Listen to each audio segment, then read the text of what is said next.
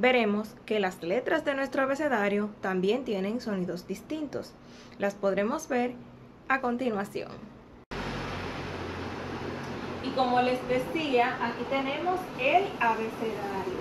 Yo sé que muchos de ustedes lo tienen en casa y otros lo van a tener porque en la plataforma ya le indiqué a su mami que se lo descarguen o se lo puedan hacer también en una cartulina como yo lo hice. Así que vamos a ver cuáles son los sonidos de las letras del abecedario.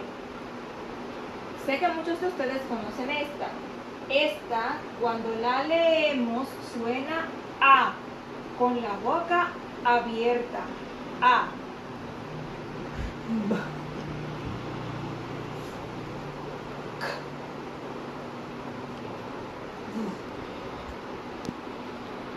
E.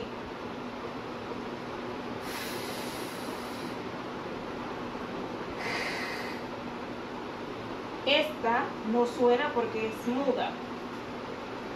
¿Y esta cómo suena? I.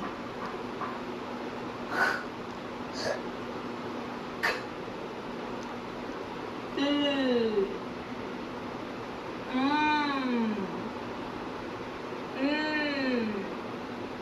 I. O.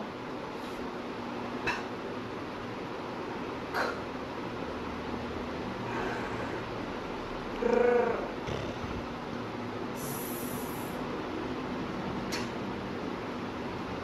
U. U. X. I. J.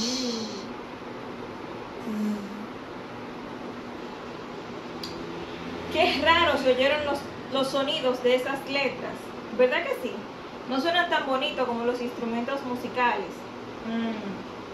Pero debe haber una manera de que las letras puedan sonar bien. Sí, cuando combinamos todos esos sonidos, formamos palabras como las que estoy hablando ahora. Palabras con las que podemos formar canciones, palabras con las que podemos pedir las cosas, decir nuestros nombres. Así